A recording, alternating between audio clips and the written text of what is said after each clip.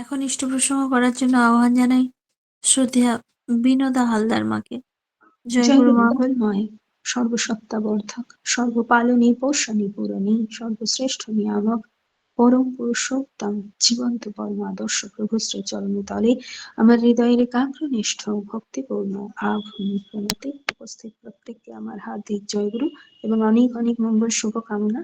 আর পরিচালিকা কর্তৃর জন্য অনেক অনেক আভার, সম্মান, হৃদয়ের শ্রদ্ধা।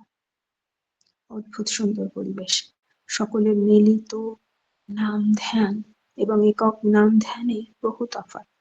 মিলিত স্বরূপে যখন নাম ধ্যান হয়, তার শক্তি, ঊর্জা, আবহাওয়া পরিবেশকে অনেক বেশি শক্তিশালী করে। এবং আমাকে যে করে নাম ধ্যান, তার মধ্যে আসে নিয়ন্ত্রণ। কারণ মন্ত্র শব্দের অর্থই কিন্তু মনকে যে নিয়ন্ত্রিত করে। এখন এই নিয়ন্ত্রণটা কিরকম? তা হলো আমাকে কোন অবস্থায় কেমন করে কতটা বলতে চলতে হয়, বা যে কোনো অবস্থা পরিস্থিতি থেকে কিভাবে উত্তরিত হতে হয়, ইত্যাদি ইত্যাদি বহু নিয়ন্ত্রণ। এবং সেই নিয়ন্ত্রণের মাত্রা কিন্তু মন্ত্র সাধনের মধ্যে দিয়ে সম্ভব হয়। যখন দেখা যায় একটি মানুষের মন কোনো না কোনো বিষয় বা বৃত্তির মধ্যে দিয়ে উদ্বেলিত হয়ে ওঠে, তখন তাকে নিয়ন্ত্রণ করার উপায় কিন্তু একমাত্র মন্ত্র তথা নাম।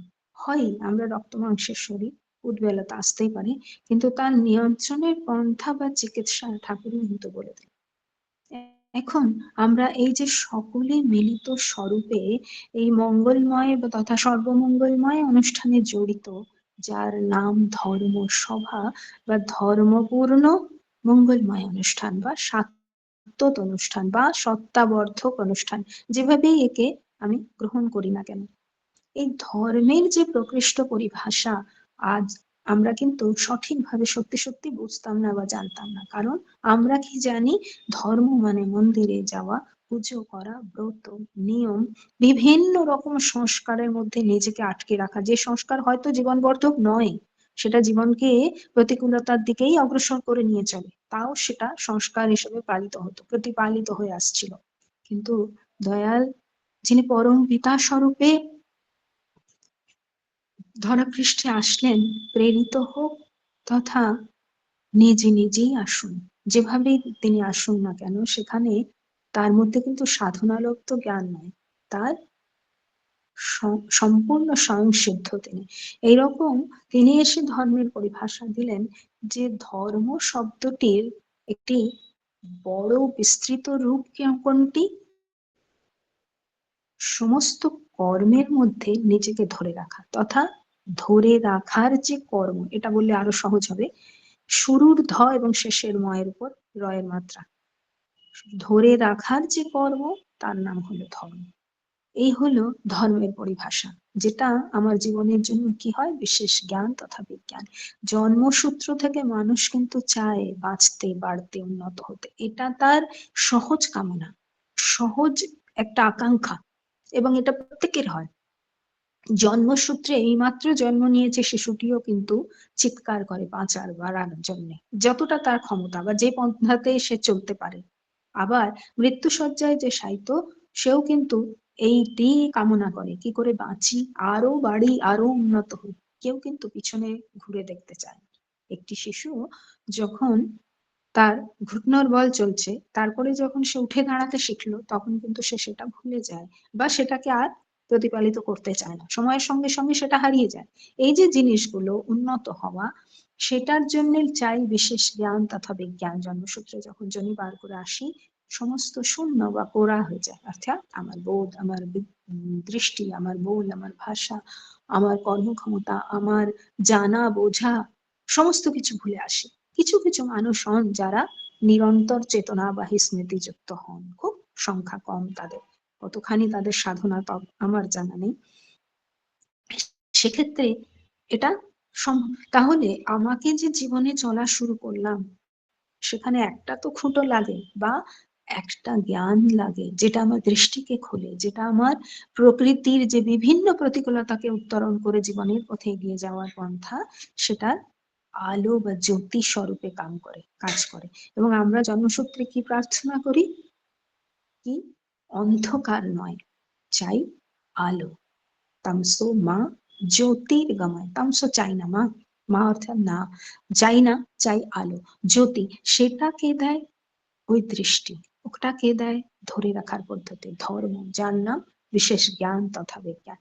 এখন এই ধরে রাখার যে পদ্ধতিটা আমরা সকলেই বুঝি জানি, কিন্তু অথচ আমাদের মধ্যে ভগবান স্বরূপত্ব আছে, আমি শ্রেষ্ঠ জীব, তাই তো, ভগবান স্বরূপত্ব নিয়ে সমস্ত বৈশিষ্ট্য, বৃত্তি প্রবৃত্তি নামক হাতিয়ার, সমস্ত কিছু ধাতুগত গুণ বা বিশিষ্টতা, এগুলো নিয়ে জন্মগ্রহণ করেছি, কিন্তু তাও কেন বেকাবু হয়ে যায় জীবনের পথে চলতে চলতে, সম্পূর্ণ বেকাবু হয়ে পড়ে। মানুষ তো চেয়েছিল না যে আমি বাঁচবো না, বাড়বো না, কি বিকৃত পথে চলে পড়বো, এরকম তো আকাঙ্ক্ষা কারো হয় না। তবে কেন হয়? হয় সে নিজেকে পারে না ধরে রাখতে। নারী কিন্তু ধর্মকে বৈশিষ্ট্য রূপে সঙ্গে বেঁধে আনে।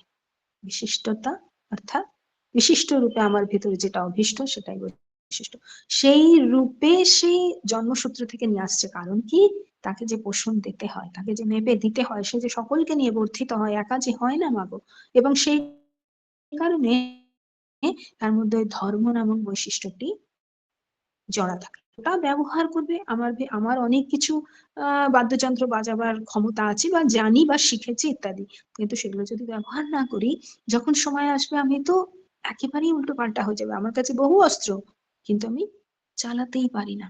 তখন কি হবে? যুদ্ধক্ষেত্রে আমার অস্ত্রকে তাড়াহুড়া করে আমি ব্যবহার করতে চেষ্টা করলে সেই অস্ত্রই আমাকে কাটবে, তাই তো? এটাই তো হয়। তাই এগুলোর একটা ঘষা মাজা, একটা তপ সাধনার মধ্যে চলা লাগে, একটা নিয়ন্ত্রণের পদ্ধতি লাগে, সেটা আমাকে শিখিয়ে দেয় ধর্ম। ধর্মে দুটো জিনিস হয়, একটি হলো ধরে রাখার পদ্ধতি এবং তার একজন প্রতিভু। আর সেই প্রতিভু কেমন হবে দাদারা মায়েরা আমার? সেই প্রতিভু হবে পূর্ণ জীবন্ত, বলা হয় গভীর চৈতন্য তিনি। তার সংস্পর্শে আমি চেতনা যুক্ত হই, যে সমস্ত ভুল কাল পর্যন্ত করছিলাম, আজকে তার ওই গভীর চেতনার সংস্পর্শে এসে বিবর্তিত হতে শুরু করি, একটু একটু করে। প্রথমে আসলে সংঘাত হয়, অবশ্যই হয়, কিন্তু সংঘাতে কিসের উৎপন্ন হয় মাগো? আলো, জ্যোতি, দর্শন। সংঘাত হলো, কিন্তু ঠিক এক সময় তিনি যে সর্বতোভাবে শ্রেষ্ঠ, তাই তার প্রতি অনুরাগে ধীরে ধীরে দেখা গেল আমি বিবর্তিত হতে শুরু করলাম। সেটার পন্থা কিরকম? ওই, তিনি যে গহন চৈতন্য, গভীর চৈতন্য তিনি। এখন আরেকটি উপায় আছে ধর্ম প্রতিপালনের। অনেকে সেই রকম প্রশ্ন করেন, অনেক জায়গায় যখন জুড়ি তখন বিভিন্ন রকম প্রশ্ন তারা চ্যাট বক্সে দেন, যে মূর্তি পূজা, সেও তো এক মূর্ততা। আমি বলছি, জীবন্ত পরম আদর্শকে পুজো করলে, পুজো মানে কি সেটাও আরেকটি আলাদা আলাদা শব্দ। আমরা কিন্তু আসলে অর্থগুলো বুঝি না বলেই কিন্তু ভুল করি। আমরা ভাবি বহু আড়ম্বর পূজা, তা তো নয়। যে কর্মে, যে অনুষ্ঠানে পুততা তথা পবিত্রতার জন্ম হয়, তাই সে পূজা, তাই তো? পবিত্রতার জন্ম হলো কিনা জানি না, আড়ম্বরে ভেসে গেলাম, অহংকার, আত্মপ্রতিষ্ঠা, স্বার্থ ইত্যাদি ইত্যাদি, তখন তো বিকৃত হলো। সেটা কি আর পূজা রইলো, ধর্ম প্রতিপালিত হলো? তা না। যে কথা বলছিলাম সেটা হলো ধর্মের আরেকটি উপায়। লোকে বলে মূর্তি পূজা, মা দুর্গাকে কোটি কোটি টাকার মধ্যে দিয়ে পুজো করা হচ্ছে। সেখানে বলবেন একটি মূর্তই তো আছে, একটি স্বরূপ তো আছে। সেক্ষেত্রে ঠাকুর কি বলছেন? যিনি পরমেশ্বর, যিনি পরম সত্য, যিনি গভীর চেতনা নিয়ে এসেছেন আমাদেরকে পুরুষোত্তম স্বরূপে, তাই তো? তো সেই জায়গায় দেখা যায় কি, ওই যে মূর্তি পূজায় ঠাকুর বলছেন যে দেখো, হিন্দু হোক, মুসলমান হোক, বৌদ্ধ হোক, খ্রিস্টান হোক, মূর্তি পূজা কিন্তু আসলে কেউ করে না। কথাটি শুনতে অবাক লাগছে। পাশের মাটি যদি ভীষণ শ্রদ্ধার সঙ্গে মূর্তি পূজা করেন মা দুর্গাকে, তিনি বলবেন এই মাটি তো একেবারেই যাতা কথা বলছে। না গো মা, তা বলছি না গো মা, আমার কথা নয় গো, এ যে তার কথা। তিনি কি বলছেন? তিনি বলছেন যে হিন্দু, মুসলমান, বৌদ্ধ, খ্রিস্টান কেউই মূর্তি পূজা করে না। কি করে জানো গো? তারা করে ঈশ্বর মেনে ওই মূর্তিটিকে গ্রহণ করার চেষ্টা করে, একটা ঈশ্বর গুণানুধ্যায়ী হয়ে। সেখানে কিন্তু কখনোই ভেবে নেয় না যে ওই মূর্তিটি কি, ওই স্বরূপটি যে স্বরূপেই হোক না কেন, এমন অনেক তদ্দক আছে। তদ্দক হচ্ছে সেই রকম প্রকৃত, মতলব যেমন মূর্তি, সেই রকম ধরনের আরো অনেক কিছু আছে, বলছি সেটা। তো সেখানে বলছেন যে তারা সেইভাবে করতে পারে না। কেন? এটা মানুষের যে প্রকৃতি সেটার সঙ্গে ম্যাচই হয় না। কেন কি মানুষের প্রকৃতি চায় জীবন্ত, সৎ, চিত, আনন্দময়। সৎ, বাঁচা বাড়া অর্থাৎ অস্তিত্ব রক্ষা বিকাশ সাধন, চিত, চেতনা, আনন্দ মানে স্ফুরিত মন যে যদি না থাকে সেই মূর্তিতে, তাহলে কিন্তু সে সেইভাবে তার সত্তা মেনে নিতে পারে না। কেন? কেন কি আমি সচ্চিদানন্দ হয়। এইগুলো যদি আনন্দের সন্তান বা তার সত্তা আমার ভিতর, তো আমার সত্তাও তো তাই চায় সচ্চিদ আনন্দময় রূপে চলতে। তখন কি হয়? ওটি বাধার সৃষ্টি করে, একটা মন গড়ন হয়ে যায়। দেখবেন মায়েরা, এটির খুব ভালো উদাহরণ দুর্গাপূজা বোধহয় বিশেষভাবে ওয়েস্ট বেঙ্গল কলকাতায় ভীষণভাবে হয়, এবং সেখানে দেখা যায় যে যখন যে ঘটনাটি ভয়ঙ্কর রূপে সকলের মন জয় করেছিল বা সকলে আকৃষ্ট হয়েছিল, যেভাবে বলি, হয়তো আমার ধরনটা ভুল হচ্ছে, সেখানে সেই হিসাবে মূর্তিকে গঠন করে নেওয়া হয়। এটা কি সম্ভব? এটা কি মা দুর্গার স্বরূপ? তা তো নয়। এটা মন গড়ন। আমার মন যেমন চাইছে সেরকম ভাবে আমি মাকে তৈরি করে একটা একটা পূজা করছি, সত্যি তাই। কিন্তু ঠাকুর বলছেন এই যে তদোদ্যোগ গুলো, অর্থাৎ যেগুলোকে দিয়ে আমি একটা স্বরূপ খুঁজছি বা ঈশ্বর খুঁজছি, সেখানে ঈশ্বর খুঁজছি না, আসলে মন গড়ন চলছি সেখানে। যেমন ধরুন, আরো যেমন আছে, যেমন হচ্ছে ব্রহ্ম, কাবা, বোধিত্রম, শালিগ্রাম শিলা, এই যে জিনিসগুলো, যেমন ধরুন ব্রহ্ম, ব্রহ্ম এক এবং অদ্বিতীয়, কিন্তু আমি তো তাকে দেখতে পাচ্ছি না, তার সাথে কথা বলতে পারছি না, তাকে ছুতে পারছি না, তিনি আমার বরাবর নন। নরদেহে রক্ত মাংস সংকুল হয়ে আসেন কেন ধরাপৃষ্ঠে মাগো? তিনি আসেন আমার সমান সমান হতে। যতক্ষণ আমার সমান সমান সামনে সামনে চোখে চোখ মিলিয়ে করতে পারি না, ততক্ষণ তো তিনি আকাশের ঈশ্বর, তখন তো আমি মা দুর্গাকে কিছুই বানাতে পারি, ঠিক?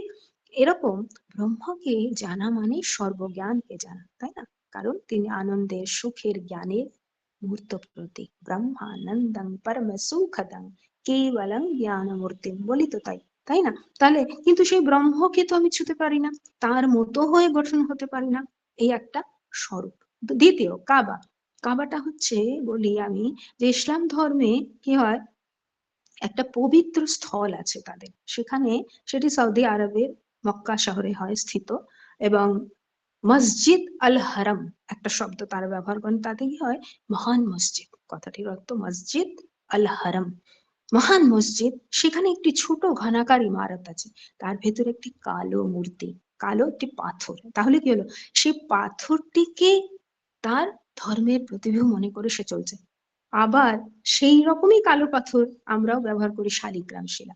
শালিগ্রাম শিলা পাওয়া কোথায় যায়? একটি পাথর, চকচকে পাথর, সোজা হিসাব, যেটি বলা হয় যে নেপালের একটা গন্ডক নদী তার কিনারে পাওয়া যায়, এরকম বলা হয়। আবার কি আছে? বোধিদ্রুম। বোধিদ্রুমে হচ্ছে বোধিবৃক্ষ। একেবারে যে গয়ায় স্থিত যে বোধিবৃক্ষ, বোধগয়া, যেখানে বুদ্ধত্ব প্রাপ্ত করেছিলেন সিদ্ধার্থ, সেই জায়গাটা না হলেও অন্য কোথাও বোধিবৃক্ষ দেখলেও তারা সেই একই ভাব সৃষ্টি করে। এই যে জিনিসগুলো, এগুলো কিন্তু ঈশ্বরকে আনে না, আনতে পারে না, সেটা আমার সত্তা গ্রহণ করতে পারে না। এর জন্য কি চাই? মূর্ত আদর্শ। মূর্ত আদর্শ কি করেন? মূর্ত আদর্শ আমার সামনে দাঁড়িয়ে আমাকে দিয়ে, কেন তিনি তো পরমেশ্বর। আর যে বাকি ঋষিরা, যেমন আজকের যেমন আমাদের আচার্য পরম্পরা, অনেকেই এটি প্রশ্ন করেন যে ঠাকুর এবং আচার্য পরম্পরা তফাৎ কোথায়? ঠাকুর হচ্ছেন পরমেশ্বর, তাই তো, অবতৃত তিনি, অবতারই হয়ে আসলেন, তাই না? তার ইচ্ছানুসারে ধরাপৃষ্ঠে আসলেন। এবং কেন আসলেন?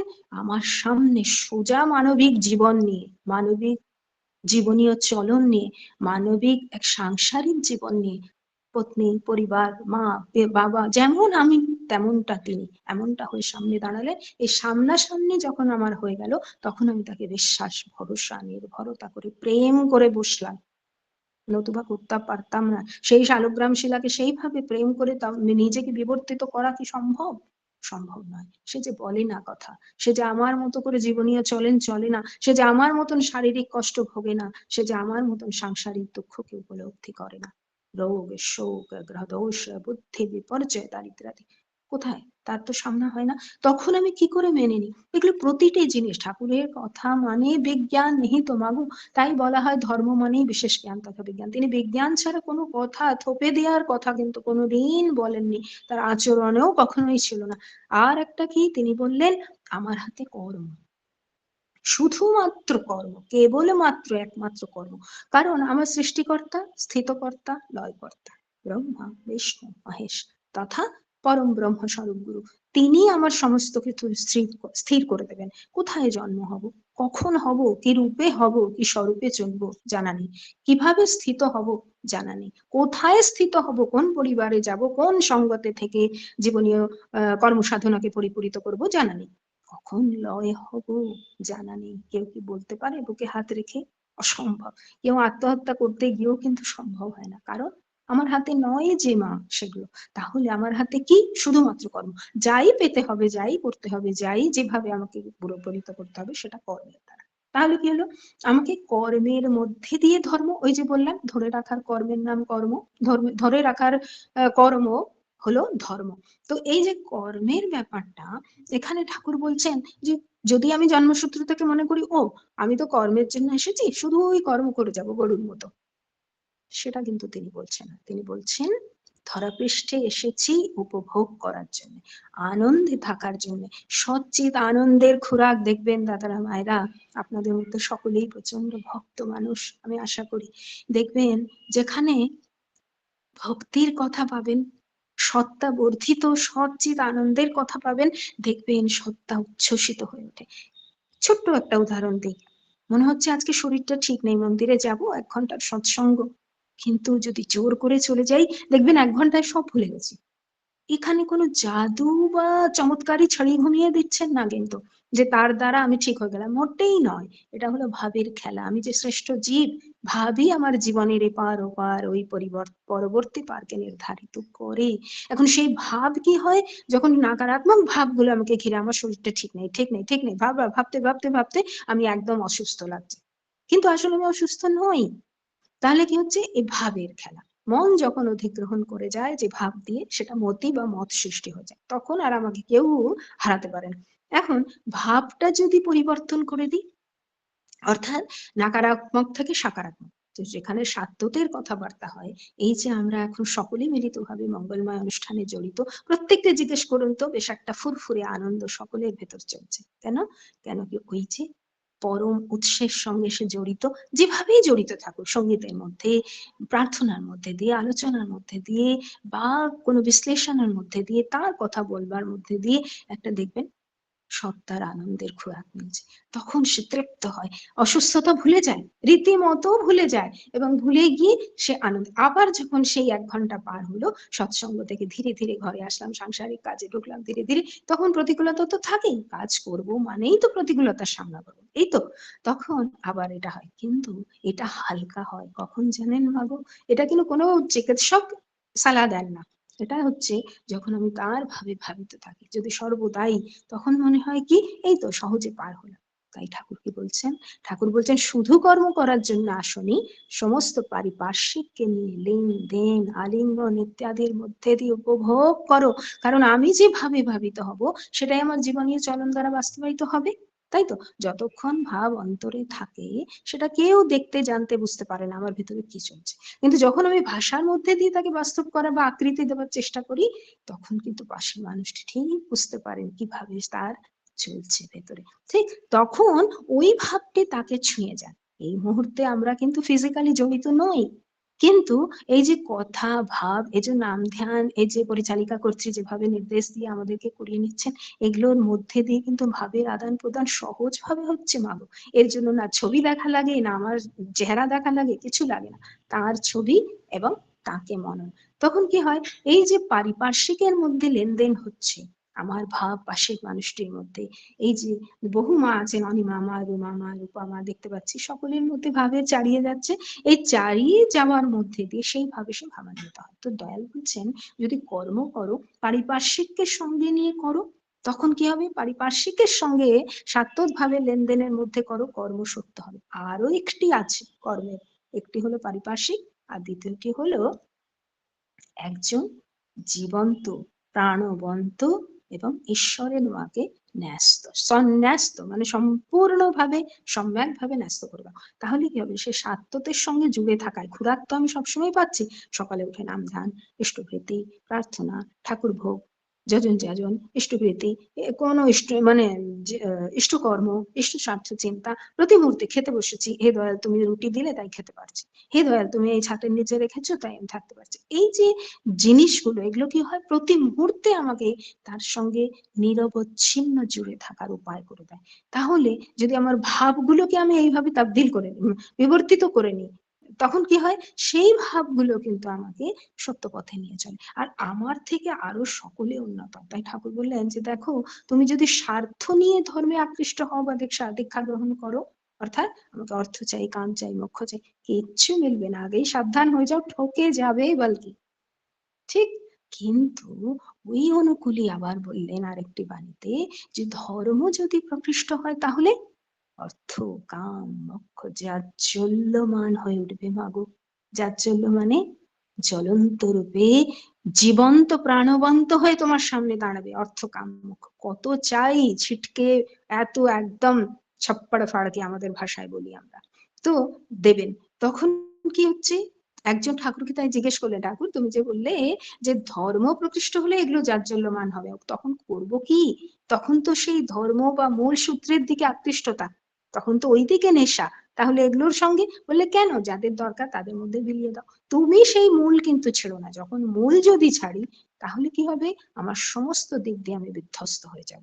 তাই তো মহামহিম রাবণ, বহু গুণ তার, মহান রাজা, বহু সাধক, বহু সম্ভাবনা তার মধ্যে, বহু উপাসনা, বহু অস্ত্র শস্ত্রবিদ, কি বলবো, সমস্ত দিক দিয়ে গুণী জ্ঞানী, কিন্তু জীবন্ত পরম আদর্শের সঙ্গে যুক্ত নন, তাকে মানছেন না তিনি, বা তার বিপরীত কর্ম করছেন।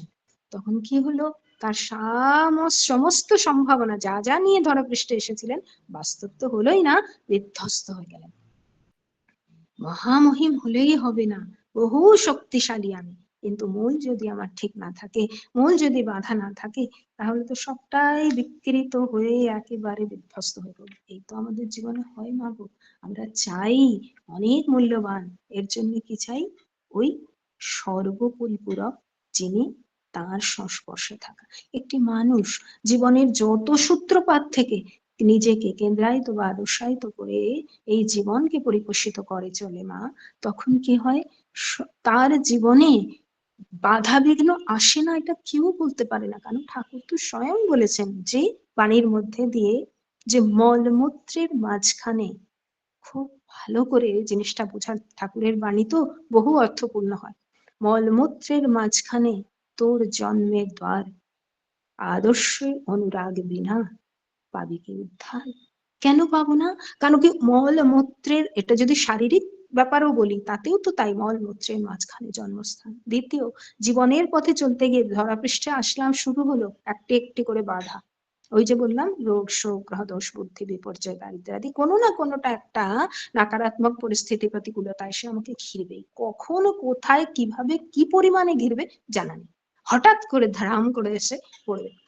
কিন্তু আমাকে নিয়ন্ত্রণ কিরকম, আমাকে ধরে রাখতে হবে, এটা পার করে যত তাড়াতাড়ি সম্ভব পার করে উত্তরিত হয়ে আমার পারিপার্শ্বিককে নিয়ে আবার উন্নতির পথে দৌড়াবো। এই হলো ধরে রাখার কথা, এটার নাম ধর্ম, আর কিছু ধর্ম না। পুজো পাঠ ইত্যাদি যেমন হলো হলো, কিন্তু এটাই যদি না হলো, তাহলে শ্রেষ্ঠ জীব হয়ে আসলাম, বৃথা গেল যে জীবন। তাই ঠাকুর বলছেন যে এই যখন একজন উপাস্য হয়, যিনি আমার ঈশ্বর, তাকে ছাড়া তো হয় না, পরম পিতা ছাড়া হয় না, তিনি ঈশ্বর, তাকে যখন আমি উপাস্য, আমার উপাসনার কেন্দ্রে বানিয়ে রাখি, তখন কি হয়, বাকি সমস্তগুলো নিয়ন্ত্রিত হয়ে যায়। প্রকৃতি, পরিবেশ, পরিস্থিতি যেমনটাই কেন হোক না, আমাকে আটকে রাখতে পারে না। এ হলো মঙ্গলের কথা।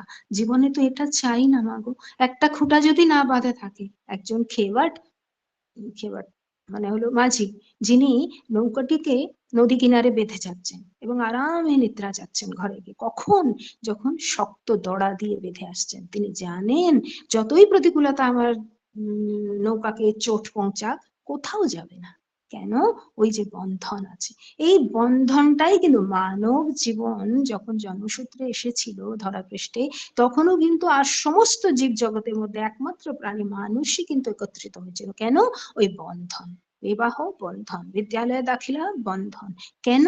এই এই বন্ধনগুলো সোশ্যাল অ্যাকসেপ্টেন্স তথা সামাজিক গ্রহণ, এটাই কিন্তু আমাকে বাধ্য করে দেয় নিয়ন্ত্রণে থাকতে। এই বন্ধনটা যদি পরম সাত্য পরম উৎসের সঙ্গে করে দিই, তবেই তো কেল্লা ফতে, একেই তো বলে ধর্ম। মঙ্গলময় প্রভু শ্রীচরণতলে সকলের জন্য অনেক অনেক মঙ্গল প্রার্থনা করি মাগো। সকলে দাদারা মায়েরা আমার সকলে খুব ভালো থাকবেন এবং ইষ্টোচ্ছল জীবন নিয়ে এবং তাকে নিয়ে উপভোগ করা এই ধরাপৃষ্ঠের ধর্ম। জয় গুরু। অনেক অনেক জয় গুরু মাগো। জয় গুরু মা, জয় গুরু। কি অপূর্ব ভাবে বলছিলেন নবলীলায়, এত সুন্দর করে বললেন যে আমরা প্রত্যেককে সমৃদ্ধ হলাম মা। খুব সুন্দর করে আলোচনা শুরু করেছিলেন যে মনকে নিয়ন্ত্রণ করে আমাদের মন্ত্র, ধর্ম ধারণ করা, আর ধর্ম হচ্ছে ধরে রাখা। প্রবৃত্তিগুলোকে নিয়ন্ত্রিত করার জন্য এই ধর্মকে ধরতে হবে, সেই জন্য জীবন্ত গুরুকে ধরতে হবে। পবিত্রতা নিয়ে আসে আমাদের পূজা। সত্তা সচ্চিত আনন্দময়, ব্রহ্ম এক এবং অদ্বিতীয়। ব্রহ্মকে জানা মানে সব জানা। কর্মের মধ্য দিয়ে আমাদের ধর্মকে পালন করতে হবে। আর ধর্ম প্রতিষ্ঠা হলে অর্থ, কাম, মোক্ষ এমনিতেই আসবে। খুব সুন্দর করে আলোচনা করলেন মা। আবারও শুনতে চাই আপনার কথা। পরমপিতার কাছে প্রার্থনা করি আপনি খুব ভালো থাকুন, সুস্থ থাকুন, পরিবার পারিপার্শ্বিক সবাইকে নিয়ে আনন্দে থাকুন। আবারও আসবেন, তার কথা শুনে তার প্রতি তন্মুখী করবেন, এই আশায় থাকলাম। জয় গুরু মা।